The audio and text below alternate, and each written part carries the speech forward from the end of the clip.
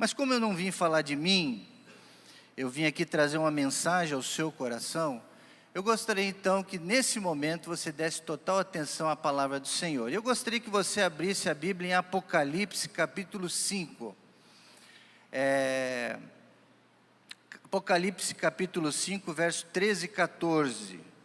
E depois nós vamos ler o Apocalipse 7 e 10 também.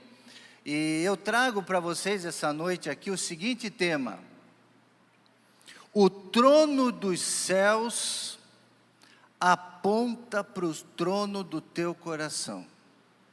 Repetindo, o trono dos céus aponta para o trono que há no seu coração. Essa é a mensagem desta noite. E diz assim a santa palavra de Deus: e ouvi a toda criatura que está nos céus e na terra e debaixo da terra, e que estão no mar, e a todas as coisas que nele há, dizendo: ao que está sentado sobre o trono e ao Cordeiro sejam dadas ações de graças, honra e glória e poder para todo sempre. E os 4 animais dizem: amém. E os 24 anciãos prostram-se e adoram ao que vive para todo sempre. E Apocalipse 7:10 quase a mesma coisa, com alguns detalhes. E clamavam com grande voz, dizendo: salvação ao nosso Deus, que está sentado no trono, e ao Cordeiro. E todos os anjos estavam ao redor do trono, e os anciãos, os 4 animais, prostraram-se diante do trono sobre os rostos, e adoraram a Deus, dizendo: amém, louvor e glória, e sabedoria, ação de graças e honra, e poder e força ao nosso Deus, para todo sempre. Agora sim, amém. Que assim seja, que essa adoração ao Senhor, esse coro lá dos céus, os anciãos, e nós aqui da terra, possamos da mesma forma fazer isso essa noite. Dar toda a honra, toda a glória, todo o louvor a esse nosso Deus. Amém? Aquele que está no trono, no trono. O cenário aqui descrito no livro de Apocalipse é como se fosse, é apoteótico. Todos param espantados olhando essa cena, quando aparece nos céus esse grande trono. Essa passagem trata-se do mais alto e sublime momento de adoração que existe. Aqui diz que os anjos, os homens, os animais, todos lá estão diante do Cordeiro, diante de um trono, onde o rei estará recebendo então toda a honraria, toda a honra dos céus, da terra e de todo o universo. Então é um momento sublime nos céus que acontecerá, e que a gente aqui da terra, a gente tenta imaginar. Em alguns momentos nós estamos aqui nesse momento sublime de adoração, a gente fecha os olhos, e a gente tenta imaginar então esse Deus recebendo, esse Deus Todo-Poderoso recebendo nossa adoração, a minha e a sua. Mas esse momento realmente é sublime lá nos céus. Mas por que é o motivo de tanta glória? Por que tanta honra, tanto louvor, tanta adoração acontecendo nesse momento? A resposta é: por tudo aquilo que o Cordeiro fez, por toda a obra que o Cordeiro de Deus realizou entre os homens, pelos homens, por tudo aquilo que Ele fez por mim e por você. Então é muito sério a gente pensar em adoração, porque é um momento onde Ele vai receber a nossa vida, todo o nosso ser, toda a nossa adoração. Eu estou vendo que alguns aqui da orquestra, se vocês quiserem se virar aqui, virar a cadeira para olhar para cá, pode, depois vocês voltam, tá? Pena que eu não posso olhar para o coro aqui, tenho que ficar de costa para vocês. Mas de vez em quando eu vou me virar aqui para olhar para vocês seriamente, vocês que são da adoração. O que eu quero falar essa noite para vocês não é sobre o momento de louvor, não é sobre grandes reuniões de aglomeração de gente, o momento do louvor congregacional, ou um show gospel, onde milhares se reúnem para adorar o Senhor. Não é isso. Também eu não quero falar essa noite sobre a volta de Jesus, porque o texto fala sobre isso também. Mas eu não quero enfatizar isso.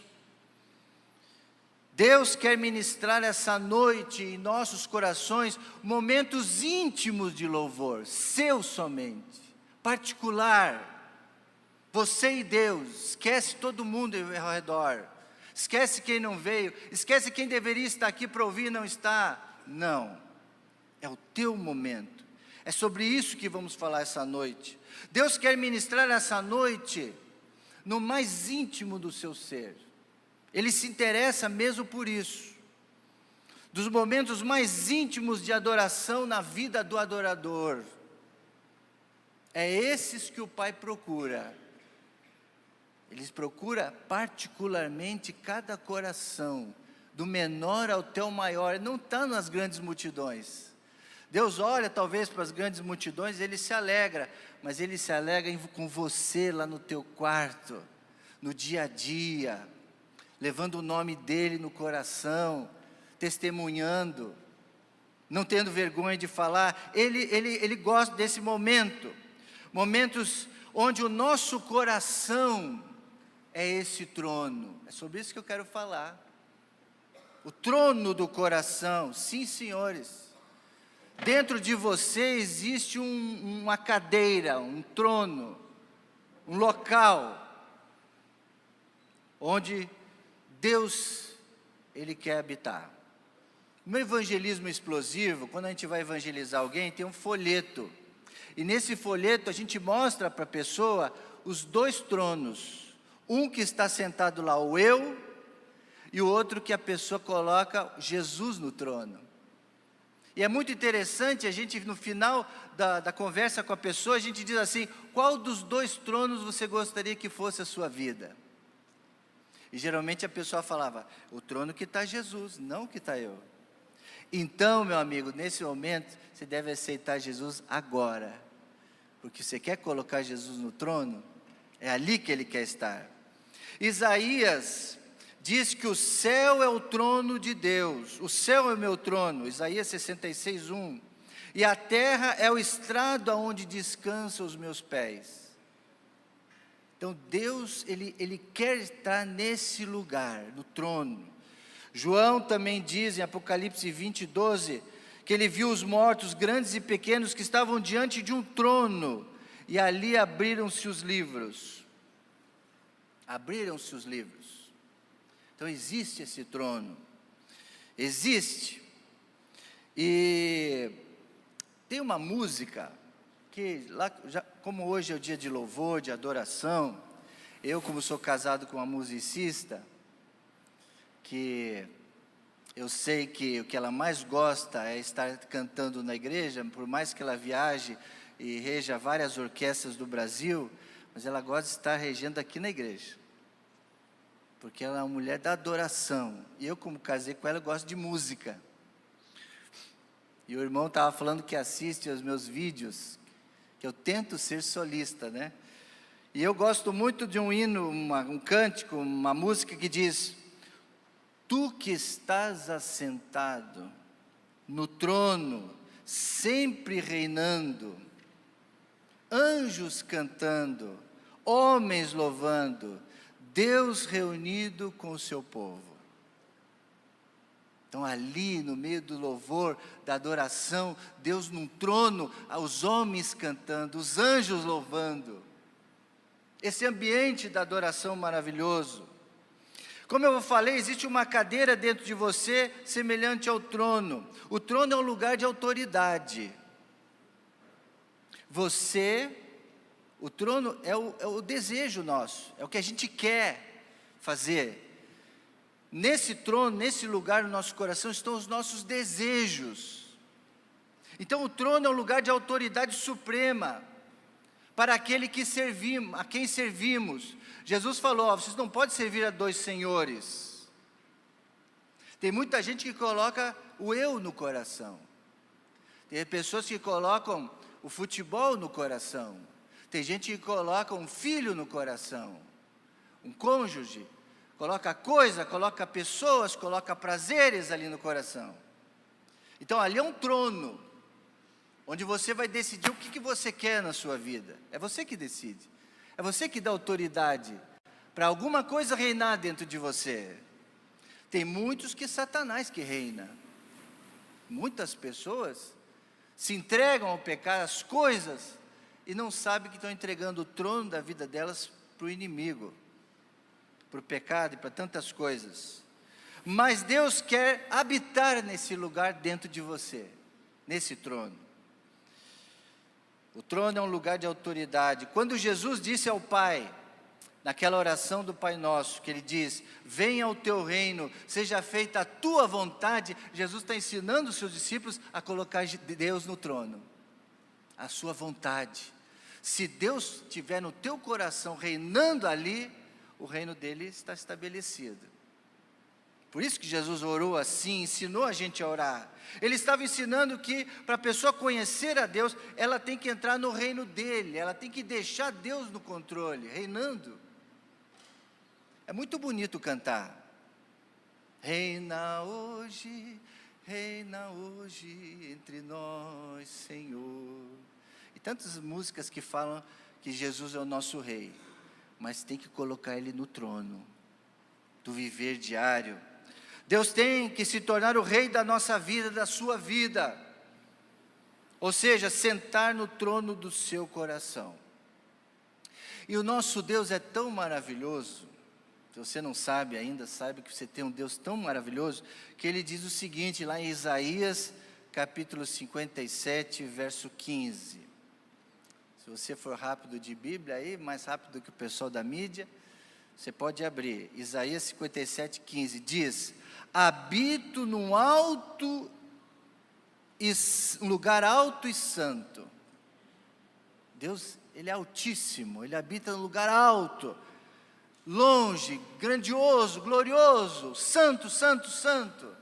Mas Ele gosta de habitar aonde? Mas habito também num coração contrito e humilde de espírito, para dar um novo ânimo ao espírito do humilde e novo alento ao coração do contrito. Então, onde Deus quer habitar? No nosso coração, no seu coração, no coração humilde, no coração triste, no coração abatido. E Ele quer transformar esse coração, Ele quer reinar e transformar. E eu peço ao Espírito Santo de Deus que já vai tocando no seu coração, para você receber essa palavra hoje. Que muita gente que tem visitado a igreja, que tem frequentado a igreja, ainda Deus, acredite, não está reinando totalmente. No trono do meu coração, eu escolho quem vai sentar ali. Deus me deu esse poder do livre-arbítrio, da escolha.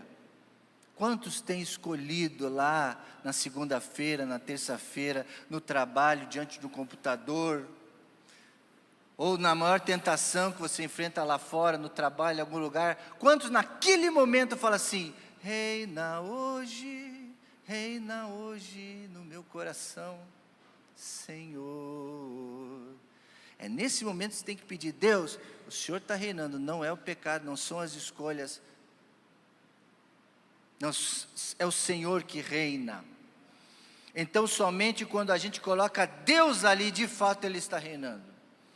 Quando você se torna um cidadão do reino de Deus, Ele passa a ser responsável por você, por sua vida. Tem outra música que eu gosto muito, que diz assim: no trono do viver, só existe lugar para um. Grupo Arautos do Rei. Lugar de quem governa todo ser. No trono do viver só pode haver um Senhor. Se forem dois, um será amado. Vocês conhecem essa música? E o outro, rejeitado. Vem, ele diz, vem e decide agora quem vai ocupar o seu coração. Mas lembre, se ele não for o primeiro em seu coração, então já não é mais nada, não passa de uma ilusão. A gente pode escolher muitas coisas colocar no nosso coração e deixar Deus de lado. Agora não, Senhor, o Senhor reina nessa área, eu dou isso para o Senhor, mas essa área aqui o Senhor não reina. Então não pode, não há como. Só tem que haver um lugar. Calvino, grande teólogo, disse que o coração do homem é uma fábrica de ídolos. Nós somos especialistas em colocar coisas no nosso coração, pessoas, celebridades, pessoas que a gente ama, que a gente segue. E o que a igreja de hoje tem mais sofrido é isso. Pessoas colocando jogos de futebol, viagens, outros afazeres, passeios, e tem trocado no seu coração os cultos dominicais. Não sei como é que é aqui, mas tem muita igreja sofrendo com problema de escala, de ensaio. As pessoas não querem mais ensaiar, não querem mais participar de uma escala, porque estão ocupadas. Com o que, eu pergunto? O que que tem estado no coração do povo de Deus? Se não é o Senhor primeiro. Que todos os ídolos dos nossos corações sejam destronados, amém, queridos? Vou repetir, que todos os ídolos dos nossos corações sejam destronados, para que Jesus tome o trono máximo da nossa vida. Às vezes é fácil falar, mas a gente tem que tentar viver isso. O trono pertence a Ele. Foi isso que Paulo falou a Romanos, capítulo 10, verso 10, um texto bem conhecido. Ele afirma que com a boca você confessa Jesus como Senhor, em seu coração, e crê no seu coração que Deus o ressuscitou dentre os mortos, e será salvo. Se você crer e colocar Jesus no seu coração, Ele tem que estar reinando. E aí sim, Ele vai ser verdadeiramente adorado. A adoração exige que o crente tenha um coração inteiro aos seus princípios, à palavra de Deus, aos seus mandamentos. Jesus mesmo disse, aquele que tem os meus mandamentos e os guarda, isso agrada muito a Jesus. Essa verdadeira adoração, sabia? A verdadeira adoração é cumprir a palavra de Deus e guardar os mandamentos dele. Tiago capítulo 4, verso 4, na nova versão NAA, afirma claramente, aquele pois que quiser ser amigo do mundo, se torna inimigo de Deus. E é isso que temos vivido na igreja de hoje. Muitas celebridades, muitos artistas, jogadores de futebol, e tem muitos na internet. Nós vemos que falam de Deus, até vão à igreja e se convertem, mas continuam cantando as músicas mundanas, continuam bebendo nas festas, continuam ficando com um monte de mulher, e a gente segue ele e fala, que legal, ele se converteu, ele é da igreja, é um crente. Mas será que o coração, como é que está o trono dessa vida? Eu creio que o verdadeiro crente, ele abandona o mundo, as coisas, deixa tudo para trás. Tudo bem, ele não se torna um alienado, ele está por dentro de tudo, inclusive o crente, ele deve saber mais que as pessoas lá fora, porque Deus dá para ele visão de águia, Deus antecipa os cenários. Então nós como crentes, nós vemos mais, nós temos que ver mais, ver além, ver o mundo sobrenatural. Nós estamos à frente porque nós temos o Espírito Santo conosco. Não somos alienados, mas nós somos inteiros dele. Inteiros, não tem meio, não é amigo do mundo. A amizade com o sistema de valores corruptos e pecaminosos do mundo é descrita como adultério espiritual. E o Apocalipse diz lá que algumas igrejas faziam isso lá, as igrejas do Apocalipse, algumas delas, né? Estavam permitindo coisas, atitudes, de qualquer forma, venha de qualquer maneira. E isso não agradava a Deus. A Bíblia também ensina em 1 João 2,15, se alguém ama o mundo, o amor do Pai não está nele. Não é possível amar a Deus e simultaneamente amar o mundo de pecados. Então é isso, a adoração verdadeira. Alguns exemplos de trono dividido. A Bíblia tem alguns textos interessantes que falam que podem existir ali pessoas em volta de Jesus, na igreja, em vários lugares ali que está dividido. O primeiro deles, que inclusive é o grande problema de hoje, é o seguinte, é o Demas. Eu tenho certeza que o pastor Vanderlei, tantos anos que ele está aqui, ele já pregou todas essas mensagens, todos esses textos, né? Mas Demas, mencionado por Paulo nas suas cartas de Filemão e principalmente de Timóteo, ele diz que Demas o abandonou. É um exemplo de alguém, claro, que estava próximo do ministério, que estava próximo ali do apóstolo Paulo, que estava envolvido com as coisas de Deus, com a igreja, mas de repente esse camarada se afasta. E tem um motivo: amou o presente mundo, o presente século. E eu fico imaginando, naquela época não tinha tantas atrações como tem hoje, né? Tantas distrações, tanto entretenimento, tantas coisas para fazer, quantas séries para assistir, tanta coisa que tem hoje. Lá era uma vida mais pacata, né? Mas ele abandonou mesmo assim. Então é um exemplo de um trono dividido. Outro exemplo é o jovem rico. Jesus contou então uma parábola em Mateus 19:16, ilustra então a incapacidade de uma pessoa de largar as coisas materiais, em troca das coisas espirituais, em troca da presença de estar com Jesus, seguir a Jesus. E esse jovem rico, embora não fosse um crente, sistema pleno, como nós temos hoje, na sua história serve de alerta da incompatibilidade de servir a Deus e ao dinheiro, ou as posses. Mas Jesus também conta uma outra palavra do semeador. Ele diz que o semeador saiu semear, todos conhecem essa parábola, e caíram as sementes em vários lugares, mas caiu num lugar entre os espinhos, que representa então que foram crescendo espinhos, sufocando, e foi então sufocando pelos cuidados, pelas riquezas e os deleites da vida. Então hoje o que a gente mais ouve das pessoas é: estou cansado, tenho que descansar, não posso fazer isso, não posso fazer aquilo, porque eu preciso descansar, porque está muito sobrecarregado, a vida está muito louca, muito sobrecarregada. Está certo, precisa em alguns momentos descansar, mas a palavra de Deus tem que entrar, penetrar no coração, para mostrar para cada um de nós que esse trono tem um lugar apenas.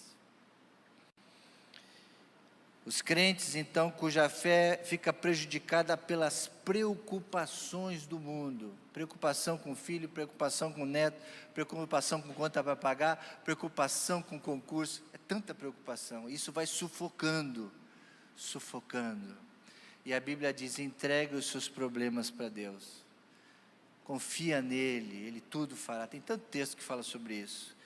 Mas eu quero terminar com esses exemplos do trono dividido, os crentes mortos de Laodiceia. A Bíblia conta também em Apocalipse de uma igreja, capítulo 3, verso 15, que é representada por uma igreja morna, nem fria nem quente.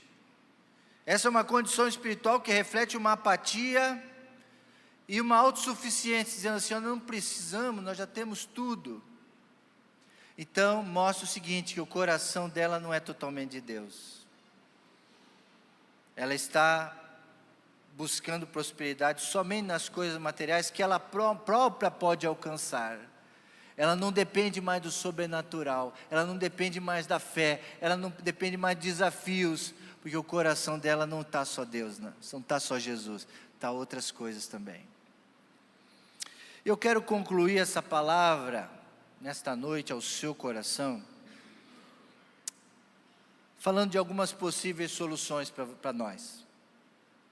E eu tirei um texto de Salmo 43, verso 4 e 5. Se puder ser projetado, eu agradeço. Salmo 43, 4 diz: ali eu irei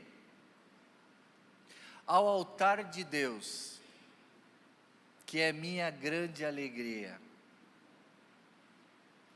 É minha grande alegria estar ali, diante do meu Deus, no altar de Deus, diante ao trono de Deus, seja na congregação, seja em casa, não importa onde. Eu quero estar neste lugar, na dependência, porque dele eu vou extrair a minha alegria, a minha força, a minha energia, a graça de Deus vai vir sobre mim. Eu te louvarei com a minha harpa. Olha a harpa. Para você que pensa talvez em desistir, não desista. Pegue essa harpa de louvor ao Senhor. E você que está aí, que poderia estar aqui cantando, venha cantar no harpa. Tem lugar, tem que estar meio cheio, né? Cabe mais gente? A harpa. Davi falou isso aí, está no texto. Ao som da harpa eu te louvarei, ó Deus, Deus meu. E o 5? Coloca o 5. Leiam para mim. Porque você está abatida, ó minha alma.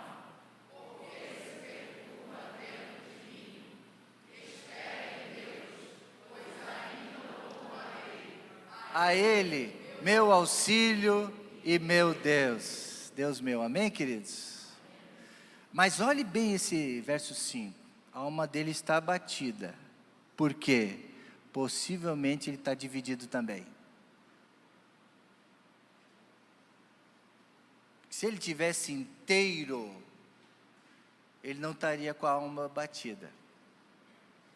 Então esse texto nos ensina que Davi, ele buscava a sua força, buscava superar seus problemas no coração dele. Todos nós temos, ele tinha, eu tenho, você tem, essa luta.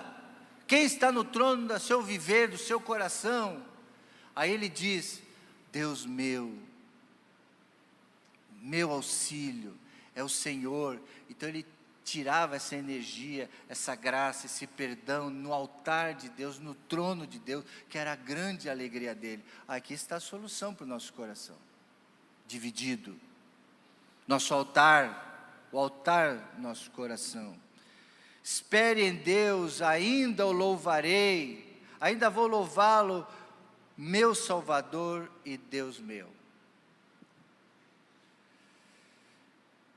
Aquele hino do Asaf Borba que eu falei para vocês no início, né? Alfa e Ômega. Ele diz lá: ansioso espero a tua volta, o grande dia em que tu virás. Então subiremos, contigo estaremos, para todo sempre. Aleluia.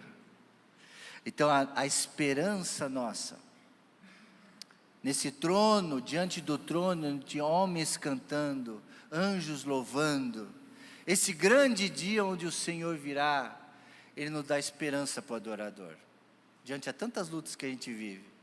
Então, quando o coração está 100% no Senhor, nesse trono do viver, nós temos esperança da volta dEle, em que as coisas vão melhorar. Concluo essa palavra nesta noite, queridos. O quadro apresentado essa noite do livro de Apocalipse revela o ápice da adoração. Vimos essa noite, lá nos céus, momento sublime. onde toda a criação, anjos, homens, seres celestiais, unidos em volta ao trono de Deus Todo-Poderoso e ao Cordeiro, que morreu. Ele merece tudo. A Ele oferecemos nosso louvor, nossa adoração, a glória, a ação de graças. E esse coral, nos seus 69 anos, continuará percorrendo esse louvor, essa glória, adoração ao Senhor. A cena foi majestosa, não apenas ela aponta um futuro glorioso lá nos céus, aos remidos, mas também confronta o nosso coração hoje. Essa palavra serve para a gente hoje. E assim como nos céus há um Senhor que está lá sentado, e Estevão viu. Estevão estava sofrendo aqui, estava sendo apedrejado aqui, mas os céus se abriram e dele viu Jesus lá no trono. Lá nos céus. Assim, também nas nossas vidas só pode haver um nesse trono, que governe. Isaías 57 confirma que Deus habita nas alturas e escolhe habitar também no coração contrito e humilde. E eu quero perguntar se há alguém aqui essa noite que quer entregar o trono do viver, o seu coração a Jesus Cristo. Porque esse é o objetivo da palavra de Deus hoje para você. O verdadeiro culto não começa na congregação, mas começa no interior. Quando entregamos o lugar de autoridade máxima na nossa vida àquele que é digno de reinar. Eu não vou convidar qualquer um para entrar no meu coração. Antes de eu convidar a Priscila para entrar no meu coração, eu convidei Jesus. Primeiro Ele. Inclusive Ele que governa, Ele que sustenta a minha vida, o nosso casamento, a nossa família. A igreja que a gente pastoreia, é Ele. Ele tem que estar no trono desse púlpito, no trono da vida do pastor Vanderlei, no trono do coração de cada corista. É Ele, o trono do teu coração. Quem divide sua devoção entre Deus e o mundo, perde ambas as coisas.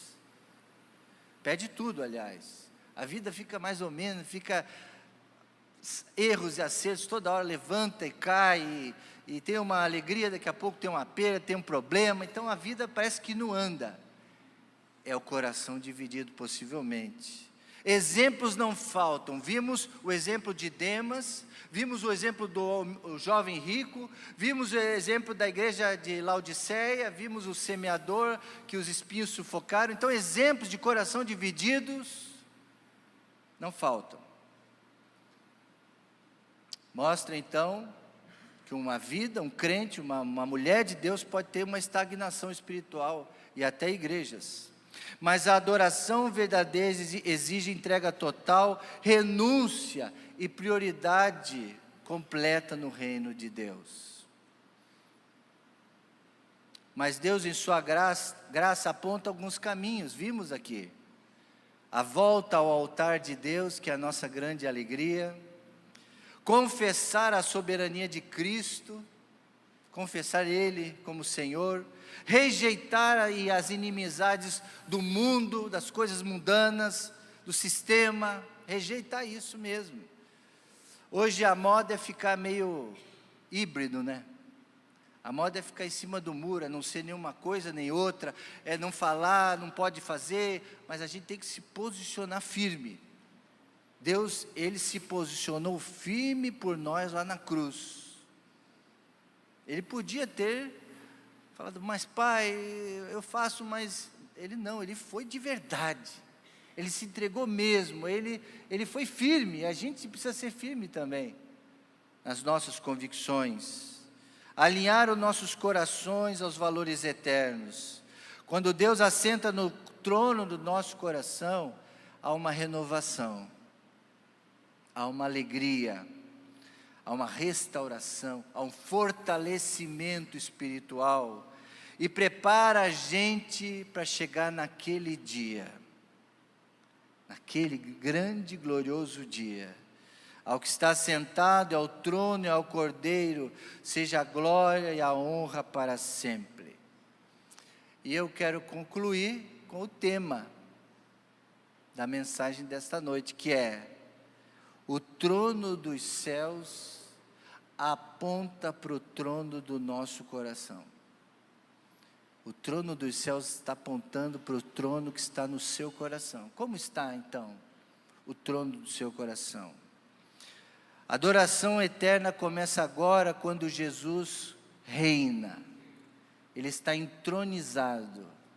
Ele foi colocado ali, está com a coroa, está com o cetro, está dominando, está controlando a nossa vida. E é isso que Ele deseja de você, do coro harpas de Davi, de todos nós essa noite. Que em cada passo, cada decisão na área da adoração, a gente pense nesse trono.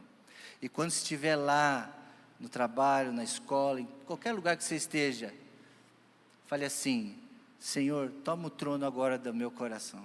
Ele é teu, de mais ninguém. Amém, queridos? Baixe sua cabeça então e vamos orar ao Senhor nessa hora. Todos orando nesse momento, falando com o Senhor sobre esta mensagem.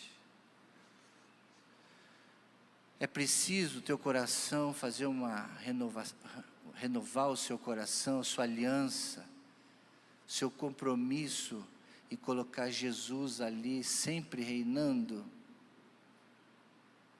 Faça isso agora, diga isso para Ele nesta noite, quanto você o ama e quanto você quer dar 100% para Ele.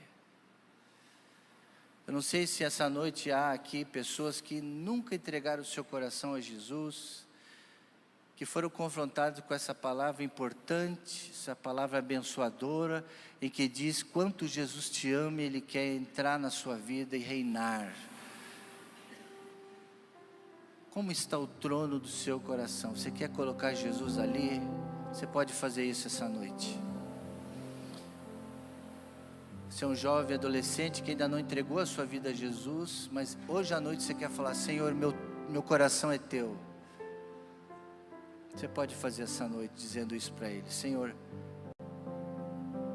eu te dou o trono da minha vida, meus desejos, minhas vontades, meu futuro. Eu entrego a minha vida, a minha família, meu casamento, tudo é teu. Eu entrego meus desejos, meus sonhos. Eu entrego esse problema que está tão difícil de resolver. O Senhor reina, o Senhor sabe o que é melhor, então o Senhor decide. Um dia eu entreguei a minha vida ao meu Senhor e Salvador, então o Senhor é o Senhor mesmo. Ó Deus, então que nesta noite, cada irmão, cada irmã, cada jovem, adolescente, cada corista, Pai bondoso, e assim como eu, cada pastor aqui possa colocar o Senhor reinando mesmo, de verdade. Que alegria, Deus, que alegria enche o nosso coração quando a gente deixa o Senhor reinar. Era a grande alegria de Davi. Ele tirava forças dali quando ele tinha esse momento de adoração. Sempre reinando, soberano. Que sempre seja assim na nossa vida, Pai. E se há alguém aqui que está entregando sua vida a Jesus, que Ele possa o Senhor possa dar uma alegria para ele possa sentir de verdade o Senhor entrando, transformando, perdoando e amando. E que essa igreja aqui possa ajudar, um ajudando o outro, nesse caminho da adoração. E que esse coral, Pai, possa continuar firme, percorrendo os anos daqui para frente até a volta de Jesus, levando a Tua palavra. Continua abençoando o pastor Elias, regente, toda a sua equipe, e o pastor Vanderlei Marins também na condução desta amada igreja. Muito obrigado por esta noite, é o que nós te pedimos e tudo agradecemos no precioso e santo nome de Jesus. E toda a igreja diz: amém, Jesus, amém. Deus abençoe a todos.